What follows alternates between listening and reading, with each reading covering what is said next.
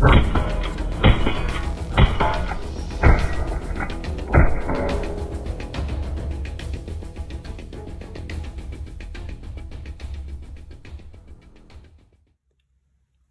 guys, I'm back today with a mid-tier LPVO that is pretty darn cool because it is a 1 to 10. This is the Atibal Xs LPVO or low power variable optic. It has the 1 power setting to use it for CQB shooting up close, and it zooms all the way out to the 10 power setting, making it an incredibly versatile platform to shoot out to an incredible distance. This is sitting on top of my brand new CMMG Resolute, a full review coming soon, and the optic itself is mounted to the gun with the Burris mounting system. Now, Atibal was nice enough to send out both the Burris mount and their 1 to 10 for us to try out on the channel, and I've been a huge fan of Atibal products for a very long time. They also are available on Optic's Planet's website, and if you're not familiar, I have a code 704TAC to save you 5% off of Optic's Planet's website, whether it be this site or any other Atibal site you may find over there, so definitely check them out. The MSRP on this site is going to be about $720. They're on sale on Optic's Planet's website for $612, and again with the code 704TAC, it's going to knock $30 off, dropping it well below $600. So not the cheapest site by any means, but definitely not the most expensive site. This falls right into the mid-tier category. Now, I reviewed the Atibal 1 to 10 in the past, but this one is a second focal plane optic with a really interesting reticle selection, so I definitely wanted to give it a try. I'm a huge fan of low power variable optics, and I thought this was kind of the perfect fit for this brand new CMMG. I want to tell you guys a little bit about the specs and features, then we'll talk about its performance down at the range. So right off the bat, this one actually has a 35mm diameter tube size, and I want to hit this just in case you guys kind of skip around. This is not going to fit in your standard 30mm or even 34mm mount. So you will have to buy a very specific 35mm mount, but this AR Signature QD Pepper mount from Burris fits a ton of different mounting diameters because of the adapters included in the box. So I've got this set up for the 35mm and it mounts up really solid. So a pretty awesome mount that Atibal sent over as well. The other thing I want to discuss is this is a second focal plane optic, meaning as you zoom in and out, the reticle stays the same size. So those zoom hash marks are only going to range effectively and do bullet drop compensation effectively at the 10 power setting, something to consider. I like that though, because at the 1 power setting, you can still really make out that reticle, and that allows you to just use it almost as a red dot. It doesn't disappear or wash out like some first focal plane optics at the 1 power setting. You can see a little bit more detail about the reticle itself right here.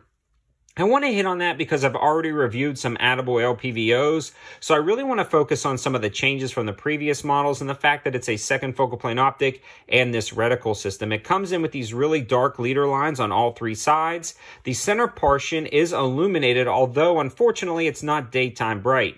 If you take this out on a bright day, it's just going to wash out. The illumination is really only going to be good for dusk shooting, so if you're hunting towards the morning or at night, that's going to be key to have that illumination setting, or personal defense inside your home in a dusk scenario, that's going to work out well too.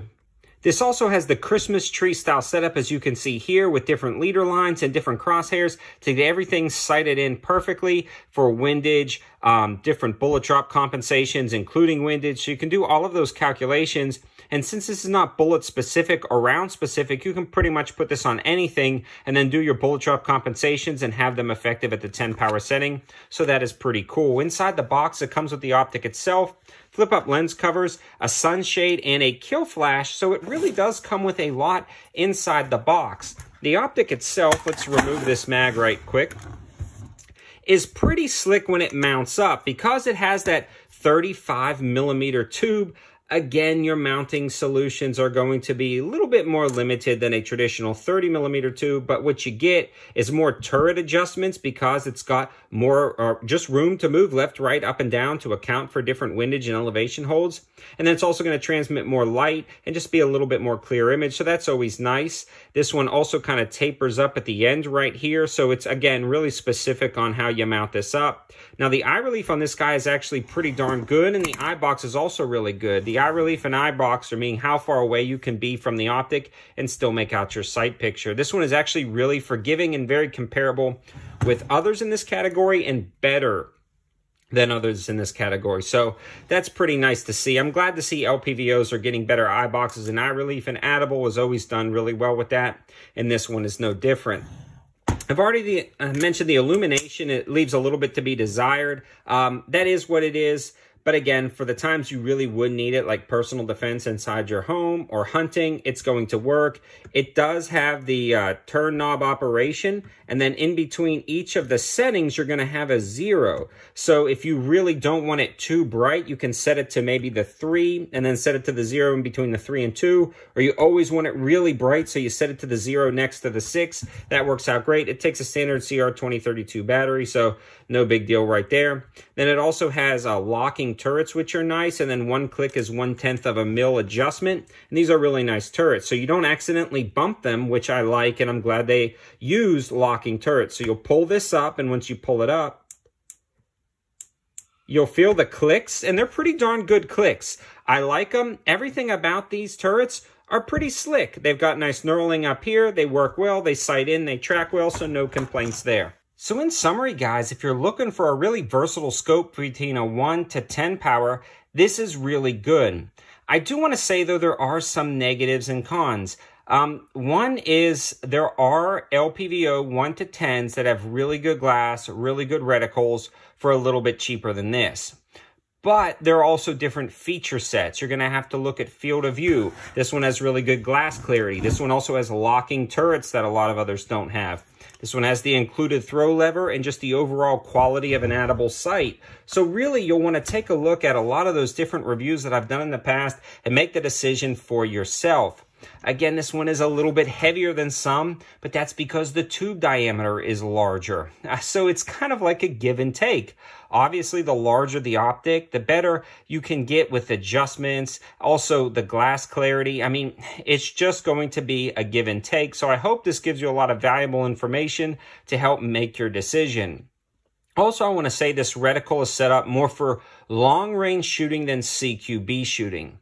I've had LPVOs 1 to 10s that I feel work better for a red dot. The reticle gets brighter at the 1 power setting. The reticle is easier to see at the 1 power setting. But you don't get as much information, though, for the long-range shooting. This one has that nice Christmas tree style reticle that has windage holds and bullet drop compensation and locking turrets. So it's kind of like, again, a hit and miss, and it's also give and take when you're talking about optics. It can't be perfect at everything, and I feel like this one leans towards somebody who wants to shoot more long range, less CQB, but still have that option in their toolbox, and this one does a great job. Also want to give a huge shout out to Borelli. They sent over some of the 308 ammo to help make this video. They're always doing a ton of ammo deals. I'll leave a link to my campsite page in the description below where you can find a lot of this stuff, as well as the Borelli ammo deals, and they also have free shipping on all of their ammo options, so definitely check them out. Thanks for watching, guys. Have a good one.